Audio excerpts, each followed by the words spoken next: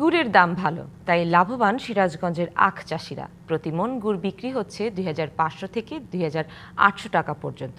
এই কারণেই কৃষকদের মধ্যে দিন দিন আখ চাষের প্রতি আগ্রহ বাড়ছে। তবে কৃষকদের অভিযোগ, বাজারে চিনি মিশ্রিত গুড় দেখতে ঝকঝকে ও দাম কম হওয়ায় কিছুটা বিপাকে পড়ছেন তারা।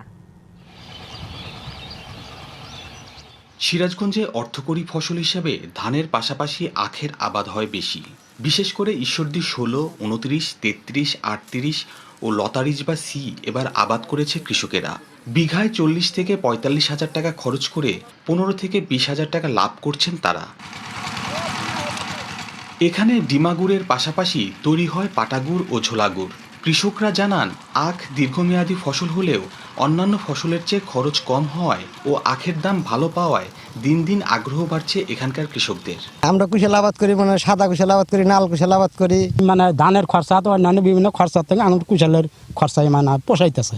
কুশাল ভাঙ্গা গুড় বিক্রি করার পরে অর্থাৎ ১০ থেকে ১৫ হাজার টাকা আমাদের লাভজনক থাকে। গ্লিটারের টুইন লেমন ও অ্যান্টিব্যাকটেরিয়াল ফর্মুলা বাসনকে চকচকে জীবাণুমুক্ত করে আমাদের দেয় গ্লিটার গ্যারান্টি। গুড়ের মান ভালো হওয়ায় আশেপাশের জেলার চাহিদা মিটিয়ে ঢাকা, বগুড়া, ময়মনসিংহ, কিশোরগঞ্জ সহ বিভিন্ন জায়গায় বিক্রি হয়ে থাকে এ সকল গুড়, জানান আখ চাষিরা। গুড়গুড়া মান ভালো, গুড়গুড়া মনে করেন গুড় খালি যায়, মনে হয় যে জামালপুর, শেরপুর, ভুয়াপুর এদিকে যায়।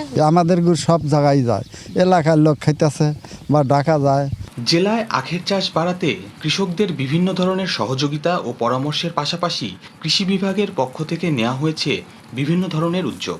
আখ উৎপাদন করে তাদেরকেও যে উন্নত জাত আমাদের ইক্ষু গবেষণা থেকে যেটি উদ্ভাবিত ঈশ্বরদী ৪৭, ৪৮ এই জাতীয় আখ চাষ করার জন্য আমরা কৃষক ভাইদের পরামর্শ দিয়ে যাচ্ছি। সরকার এবছরই প্রথম আখে প্রণোদনা দিয়েছে এবং ১২০ জন কৃষকের মাঝে এবার আমরা প্রণোদনা বিতরণ করব।